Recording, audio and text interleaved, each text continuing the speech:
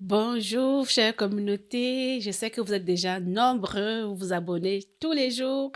Merci de nous rejoindre dans ce travail d'éducation. Donc, dans le cadre de notre travail d'éducation, aujourd'hui, on va rentrer dans une nouvelle série où on va essayer de voir, quand on ne vote pas conservateur, c'est quoi qu'on vote? Je tiens à le faire parce que, comme je disais dans l'une des vidéos, malheureusement, tout le monde n'a pas les mêmes qualités, hein, on n'a pas les mêmes couloirs. On n'a pas le temps non plus quand on n'est pas passionné par quelque chose. C'est normal, je ne peux pas demander à un chantre, je ne peux pas demander à venir enseigner à un chantre comment chanter. Ah, moi, je suis nulle là-dedans, même si j'aime beaucoup la musique. C'est pareil, quand Dieu nous a donné un talent, ben c'est pareil, c'est quand on le travaille et on le met au service des autres. Et donc, comme j'ai cette grâce-là de pouvoir marcher, de cheminer dans ce monde de politique, de pouvoir voir certaines choses. Et j'avais parlé à mes frères immigrants, mes frères et sœurs immigrants. J'avais oublié même de mentionner que l'épouse de Pierre Poilievre aussi est immigrante. Elle est arrivée au Québec, elle était toute jeune. Et elle a vécu au Québec pendant quelques années avant d'aller en Alberta, je pense. Alors, dans cette vidéo, je tiens à vous mettre des extraits de vidéos que j'ai vues sur Internet où il y a des experts qui débattent justement sur des sujets et d'autres. Et dans ces sujets, ben, on remarque malheureusement que lorsqu'on ne vote pas conservateur, ben, c'est ça qu'on vote. Je vais vous faire voir. Donc, prenez le temps et regardez, écoutez, et après, prenez votre propre décision. J'aurais fait ma part. Alors, dans la section Faites la différence du Journal de Montréal sur le site Internet, vous pouvez lire une lettre ouverte de Mary Wright et Alexandra Hull sur une infirmière canadienne, Amy Ham. Alors, cette infirmière-là, elle a perdu son emploi après 13 ans de service. Pourquoi? Parce qu'elle a dit publiquement que le sexe était une réalité biologique et qu'on ne pouvait pas le modifier. Même si ses propos ont été dits à l'extérieur de son travail, elle a perdu son emploi. On en parle avec une des co-signataires de cette lettre-là, Alexandra Hull, présidente du Réseau féministe québécois. Bonjour, Alexandra. Bonjour, Monsieur Martineau. Bon, donc, elle a dit que c'est pas vrai qu'on peut changer de sexe. C'est ça, là. Ben, ce qu'elle a dit, en fait, ce qu'elle a mis sur Twitter en 2020, là, parce que c'est la fin d'une longue saga judiciaire, c'est qu'il n'y avait que deux sexes, hommes et femmes. OK. Ben, et elle a perdu son emploi à cause de ça. Mais Oui, biologiquement, à moins que je me trompe, il y a effectivement XX ou XY. Il n'y a pas oui, XZ, il n'y a pas XC, il n'y a pas XF. Il n'y a rien non, de ça. Donc, non. c'est une réalité biologique. Oui, c'est un consensus scientifique. Même s'il y a des personnes intersexes qui existent, ce n'est pas un troisième sexe. C'est une anomalie génétique, mais et oui, il n'y a que deux sexes. C'est ce qu'on enseigne encore en biologie.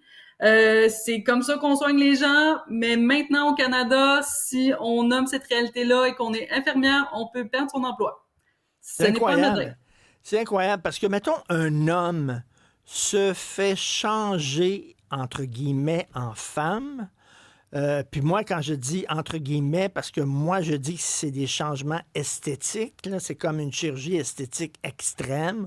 Euh, on t'enlève le pénis, on te creuse un vagin, on te donne des hormones qui te fait pousser des seins. Bon, mais si cet homme-là, qui est devenu maintenant femme, meurt dans un incendie, je dis souvent cet exemple-là, son corps est totalement carbonisé. On ne sait pas si c'est un homme et si c'est une femme. Si un spécialiste prend de l'ADN sur le corps pour savoir est-ce que c'est un homme ou une femme qui est mort, qu'est-ce que les résultats de l'ADN vont démontrer, Alexandra Hull? Que c'est un homme. Que c'est À un cause de ses homme. gènes. Oui, à cause de ses gènes, c'est comme ça, le sexe est biologique, il est binaire. Je crois que François Chapelot, professeur émérite de biologie de l'Université d'Ottawa, l'a dit 50 000 fois, le On sexe est binaire. On peut changer son apparence pour Oui, ressembler à l'autre sexe. On oui, peut, mais ça ne change pas ta réalité biologique profonde. Non. qui est bon.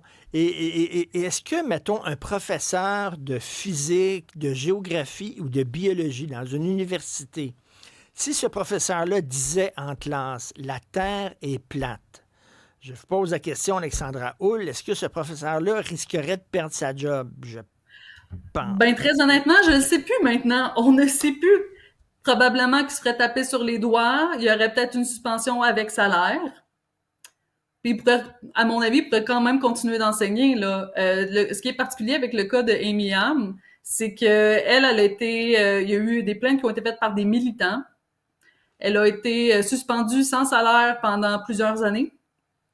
Il y a eu un jugement qui a été émis, je pense qu'il y a 2-3 semaines, qu'elle était reconnue coupable parce que croire que le sexe est binaire, ça serait discriminatoire, puis c'est une croyance. Puis là, on s'entend, Madame Ham, elle est infirmière, elle travaille dans un hôpital, elle offre des soins de santé. Donc, le jugement n'a pas eu rapport avec des soins qu'elle a offerts à des patients, des propos qu'elle a eus sur son milieu de travail. C'est vraiment des... Pour avoir statué que le sexe était binaire, elle a perdu en cours contre son ordre professionnel et elle a été congédiée suite à ça. Ça crée un précédent.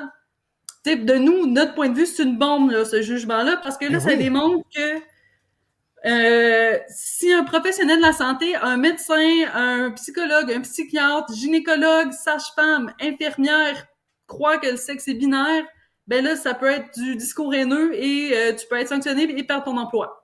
C'est pas rien, là, quand même, là. Ça crée tout un précédent, là, au Parce que milieu de... c'est quoi? Ça s'est réglé devant un tribunal du travail ou ça s'est réglé devant des tribunaux, puis ça peut causer un précédent judiciaire, là? Oui, ben ça a été réglé devant les tribunaux dans le coin de Vancouver, là. Fait que c'est quand même pas rien, là. C'est quelque chose qui va avoir un impact sur tous les travailleurs canadiens. Parce que là, on congédie quelqu'un en disant que croire que le sexe est biologique, c'est une croyance comme croire en Dieu, comme croire Mais en n'importe quoi d'autre. Alors, je crois que vous avez pris le temps de regarder ces extraits et j'espère que ces extraits ont parlé à votre cœur et que vous allez pouvoir avoir des outils nécessaires pour prendre votre décision. Il est très important que vous allez voter le 28 avril et que vous votez de façon responsable. Merci encore d'avoir été là. Vous pouvez y croire. À très bientôt.